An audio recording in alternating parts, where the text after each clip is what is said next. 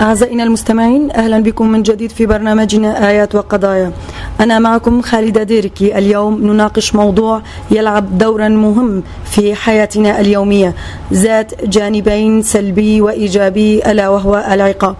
في كل الأديان تم معاقبة المخالفين للقانون حسب دساتير وتعاليم الدين، واليوم نناقشه مع أحد علماء الدين الإسلامي بعض أنواع العقاب وطريقة ممارسته على الناس، والفرق بين الزمن الماضي وكيفية تطبيقه وبين الوقت الحاضر وتداعياته على المجتمع.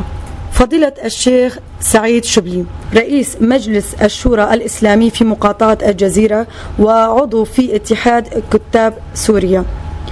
فضيلة الشيخ، من المعلوم في الدين الإسلامي بأن السارق يتم قطع يده إن سرق، والسؤال هنا: ماذا لو تاب السارق وعاد إلى رشده وأراد أن يعيش حياة طبيعية وهو الآن قد أصبح معاقا؟ وكيف يتم التعامل مع السارق في الوقت الحاضر من قبل العلماء الدين الإسلامي؟ وما هو الحل البديل لعدم قطع يد السارق من وجهة نظركم؟ في البداية أشكر الأنسة خالدة مراسلته في بسم الله الرحمن الرحيم، الحمد لله رب العالمين، والصلاة والسلام على سيدنا محمد المبعوث رحمة للعالمين. بالنسبة لسؤالك عن السارق، عملا بقول الله تعالى: السارق والسارقة فاقطعوا أيديهما جزاء بما كسبا نكالا من الله والله عزيز حكيم. طبعا معنى السارق أخذ أموال الناس بشكل حذر وخفية. طبعا هذا محرم في الإسلام، وأيضا يعتبر من السبع الموبقات المحرمات في الإسلام. إذا سألنا ألا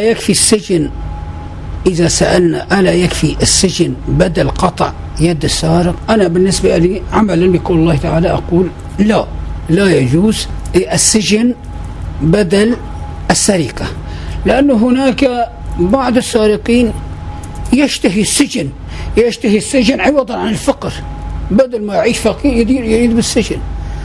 هناك بعض السارقين قد يخبي السرقة التي أخذها حين يخرج من السجن، يخبيها في بيته حين ما يخرج من السجن وبعدها يتمتع به، وقد يكون له أمل أن يطلع بريء من هذه التهمة.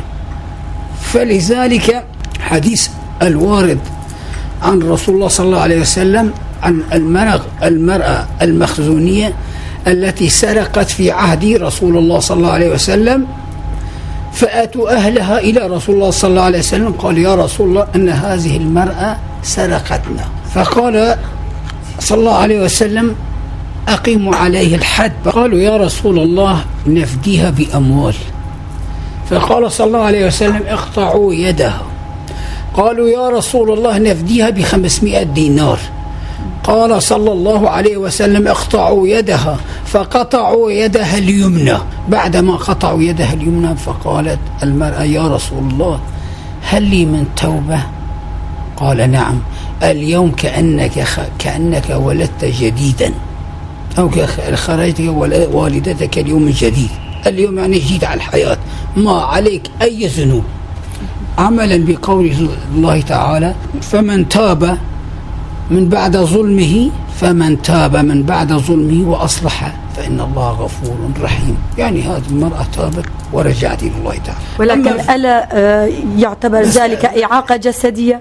كيف ستعود إلى حياتها اليومية؟ نرجع للعقاب، نقول حديث آخر، نرجع إلى العقاب الجسدي. الحديث الثاني الوارد عن رسول الله صلى الله عليه وسلم أيضا عن المرأة المخزونية التي سرقت في عهد رسول الله صلى الله عليه وسلم. أرادوا أن يشفعوا أسامة بن زيد إلى رسول الله صلى الله عليه وسلم حتى لا يقيم عليه الحد. فلما تكلم أسامة مع رسول الله صلى الله عليه وسلم أحمر وجه رسول الله صلى الله عليه وسلم من الغضب. قال: يا أسامة أتكلمني عن حد من حدود الله؟ وقال: والله لو فاطمة بنت محمد سرقت لقطعت يدها. إذن لا يقبل مطلقا إلا بقطع اليد. وعمل الحديث الوارد عن رسول الله أنه تقطع يد السارق ولو عن البيضة، تقطع يد السارق عن الحبل، ولكن اجتهاد العلماء نظروا إلى هذه السرقة كأن يكون لها مقادير. عجب، الذي يسرق 1,000,000 ليرة سوري والذي يسرق بيضة أو 5,000 ليرة سوري لا يكون بمض. يجب أن لا يقطع اليد اللي 5,000 مو مثل اللي قطع 1,000,000 ليرة سوري. أجا الأئمة الأربعة طبعا أخذوا أيضا عن رسول الله صلى الله عليه وسلم. من هم الأئمة الأربعة؟ الإمام الشافعي والحنفي والمالكي وأحمد بن حنبل، بالإضافة إلى رأي الشيخين اللي هما بخاري ومسلم عن الحد النصاب. فقالوا أن الرسول الله صلى الله عليه وسلم قطع يد ماعزا والغامدية، هذول قطعوا يد بسمن المجن. سمن المجن، ما هو قيمة سمن المجن؟ سمن المجن قيمته 4 دينار يعادل 3 دراهم. إذن اعتبروا الدينار 12 دراهم على زمن رسول الله صلى الله عليه وسلم. فقال الحديث الوارد عن عائشة رضي الله عنها قال رسول الله صلى الله عليه وسلم: اقطعوا يد السارق عن 4 دينار فصاعدا ولا تقطعوا أقل من ذلك، يعني 4 دينار مقابل 3 دراهم. حتى هناك بعض الأئمة قالوا 4 دينار يكمل 10 دنانير، ولكن الحديث الأفضل 4 دينار هو 3 دراهم. وهذا اجتهاد الأئمة الأربعة. ولكن بعد ذلك اتفق العلماء ونظروا إلى هذه الاجتهاد، فمنهم أقام به ومنهم لم يقم به. السؤال كأنه قد يجوز هذا الرجل يكون معاقا، فكيف يعوض له أي شيء؟ لا يوجد بكتاب الله ولا بحديث رسول الله صلى الله عليه وسلم يعوض له أي شيء، لأنه هذا الشخص كان هو السبب، هو السبب هلاك. يعني ما في أي إنسان، مو من حق أي عالم ديني أن يجتهد أن يعوض له. لا يوجد لا بكتاب الله ولا بحديث رسول الله يعوض العاق. قد يجوز يقدم طلبه كل أي دائرة أنه أنا معاق يتوظف. موضوع السرقات قد يجوز الإنسان يسرق، قد يجوز وبعد فترة ذكر السرقة تبعه يريد أن يتوب إلى الله. طبعا حد السرقة معروف، ولكن هذا الإنسان خائف من رب العالمين، وما في أحد شايف هالإنسان مطلقا خوفا رب العالمين. ورد بالحديث الوارد عن رسول الله صلى الله عليه وسلم إنسان سرق بعد 2 سنين رجع على رسول الله صلى الله عليه وسلم قال: أنا سرقت فلان بضاعة بدي أرجع لها. رسول الله صلى الله عليه وسلم قال: ما حدا شافك ولا حدا يعرف فيك. قال: خوفا من الوقوف أمام رب العالمين. اجى رجع له بضاعة. طبعا الإنسان ما عليه شيء، إذا أراد أن يتوب إلى الله يقبل توبته. الواجب عليه أن يسترجع جميع هذه الأموال إلى صاحبها، أن يرجع جميع هذا المال المسروق إلى صاحبها. وقد يجوز خوفا أو من الفضيحة شلون بده يرجع الأموال. طبعا إلى طرق يحسن بطريقة سرية أو بطريقة إلى آخره أنه لا ينفضح ولا شيء. قد يجوز فرضا هل الإنسان صرف قسم من المال، بإمكانه يرجع القسم الباقي اللي عنده كمان لصاحب الأموال. فرضا إنسان صرف كل مال تبعه، صرف كل شيء تبعه، كان محتاج وإله نية يرجع الأموال وما حسن يرجع الأموال، هذا يبقى التوبة بينه وبين رب العالمين. أما إذا عنده إمكانية الله سبحانه وتعالى ما يقبل، هذا الشيء يبقى بينه وبين رب العالمين. ولكن أنا بالنسبة لي أنا مسؤول عن كلامي، القول الأفضل يجب أن يسترجع هذه الأموال إلى صاحبها ولو قسم منها. هذا المعنى الواضح الصحيح. ماذا عن الزاني والزانية؟ يوضعان في حفرة ويرجمان حتى الموت، أو يتم جلد الرجل والمرأة ب100 جلدة.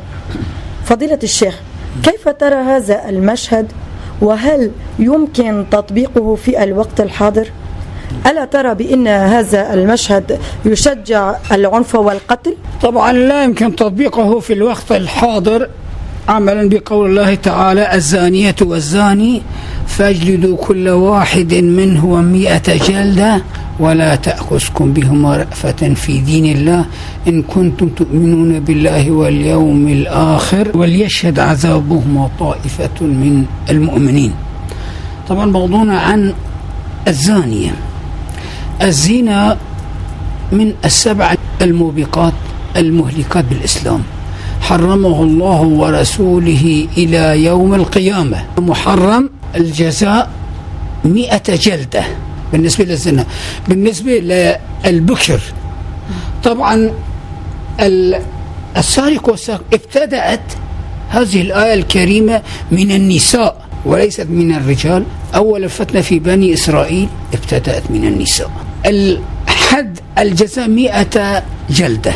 البكر بالبكر يعني التي لم تتزوج. ما الفرق بين الزاني المتزوج والزاني البكر؟ نعم. ما الفرق في العقوبة بينهما؟ طبعا غير متزوج البكر بالبكر 100 جلدة كما هو وارد بالقرآن الكريم، بالإضافة إلى سنة رسول الله تغريب عام. تغريب عام يعني السنة يبعدوا عن المنطقة، السنة بالإضافة ل100 جلدة. أما الشيب الكبير بالإضافة للجلد يرجم حتى الموت، يرجم حتى الموت. يعني لازم لا يكون الضرب لما تضرب 100 ضربة لا يكون بالضرب تبعك فيها الرحمة، لا يكون فيها الرحمة. يجب أن يكون الضرب قدر الإمكان بحيث لا يجرح الجسم. وهناك بعض العلماء قالوا كيف يكون الضرب؟ الضرب لا يجوز على الوجه، أما الضرب الأفضل على الظهر حسب تقدير العلماء. وليشهد عذابهما طائفة من المؤمنين. جاء إلى رسول الله صلى الله عليه وسلم أنه ابنه عامل زنا، ابنه كان كبير عامل زنا. قال ابني يا رسول الله كان عسيفا بمعنى كان أجيرا. قال يا رسول الله نفديه بالمال، نفديه ب100 شاة مع خرفان. فقال صلى الله عليه وسلم عليه إقامة الحد وهي 100 جلدة وتغريب عام.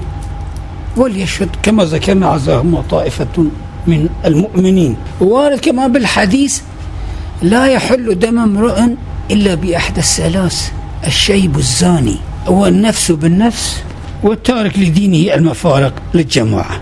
الشيب الزاني يرجم قدام العن حتى الموت. حتى كان قبل الإسلام كان في الجاهلية يطبقون الزنا، يطبقوا عمل الزنا في البيوت، لن يخرجوا من البيت حتى الموت. أما لما جاء في الإسلام آيات القرآن زودوا عليها، زودوا بعض الأمور على الزنا. وهناك آية واردة: واللاتي يأتين الفاحشة من نسائكم فاستشهدوا عليهن 4 منكم فإن شهدوا فامسكوهن في البيوت حتى يتوفاهن الموت أو يجعل الله سبيلا. لازم يكون واللاتي يأتين من نسائكم لازم يكون 4 شهداء. إذا ما ثبت 4 شهداء ما يطبق، لازم يكون 4 شهداء موجودين حتى يطبق عليه الحد. طبعا من يوم أنا ما أذكر أنه 4 شهداء حضر على الزنا مطلقا، لأنه الزنا هي يعني من المهلكات، هي ستر للعباد. فلذلك الله سبحانه وتعالى صعبه شوي: وليشهد عذابهما طائفة من المؤمنين. وبدنا 4 شهداء. هي 4 شهداء منين بده يجيب الشهداء؟ والذين يرمون أزواجهم ولم يكن لهم شهداء إلا أنفسهم فشهادة أحدهم 4 شهداء بالله إنه لمن الصادقين. والخامسة أن لعنة الله عليه إن كان من الكاذبين. ويدرأ عنها العذاب أن تشهد 4 شهادات بالله إنه لمن الكاذبين.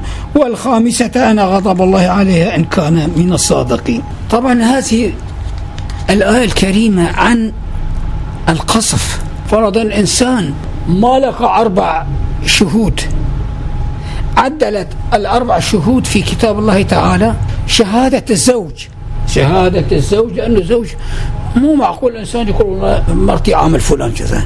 يعتبر شهادة الزوج 4 شهادات.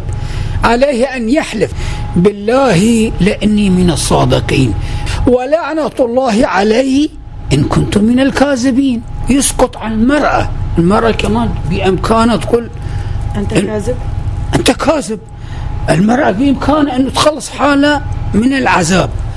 المرأة بإمكانها تكون طبعا 4 شهادات أيضا بالله إنه لمن الكاذبين وعلي غضب الله إن كان من الصادقين. في هذه الحالة تسقط العقوبة عن المرأة. فضيلة الشيخ، ماذا عن جريمة الشرف؟ لا يجوز في كتاب الله ولا حديث رسول الله صلى الله عليه وسلم الرجل يقتل بنته الرجل، وإنما يتقدم إلى المحكمة. أسرى الحرب يتحولون إلى غنائم، مالهم وأولادهم حلال عليكم، كما رأينا في الآونة الأخيرة مع الديانة اليزيدية. هل لك أن توضح لنا هذا الموضوع؟ أسرى الحرب أخذ رسول الله صلى الله عليه وسلم برأي أبو بكر وأخذ برأي عمر بن الخطاب. قال أبو بكر الصديق: ماذا نعمل بهؤلاء الأسرى؟ أنا شيلي أتكلم من كتاب الله ومن حديث غير هش ما عندي أي اجتهاد نفسي، من كتاب الله ومن حديث رسول الله صلى الله عليه وسلم. قال: يا أبو بكر ماذا نعمل بهالأسرى؟ وقال: يا عمر ماذا نعمل بهالأسرى؟ شاور الاثنين. قال أبو بكر الصديق: بالنسبة لأسرى الحرب ناخذ منهم أموال غنائم، ناخذ من هدول ونتركن هدول أقربائنا وأهالينا، ناخذ من أموال وغنائم ونتركن. قال: يا عمر ما رأيك بأسرى الحرب؟ فأتوقع كان أسرى بدر. عمر قال: بالنسبة لرأيي أنا أقول أسرى الحرب يقتل. نزلت الآية الكريمة على قول عمر بن الخطاب ولم ينزل على قول أبو بكر الصديق. نعم، أسرى الحرب يقتل، كانوا من المشركين. أما في زماننا طبعا أسرى الحرب لا يقتل، لأنه هناك كان المشركين يعني مرتدين على الإسلام. فضيلة الشيخ، لماذا يجب قتل المرتد عن الدين رغم أن الدين الإسلامي يقول لا إكراه في الدين، فمن شاء منكم فليؤمن ومن شاء منكم فليكفر؟ نعم، هذا وارد بالقرآن الكريم: فمن شاء فليؤمن ومن شاء، لا إكراه في الدين قد تبين الرشد من الغي، فمن شاء فليؤمن ومن شاء فليكفر إن اعتدنا الظالمين. طبعا وغير هالآية: أفتكره الناس أن يكونوا مؤمنين. الدين الإسلام الواضح لا ظلم فيه مطلقا.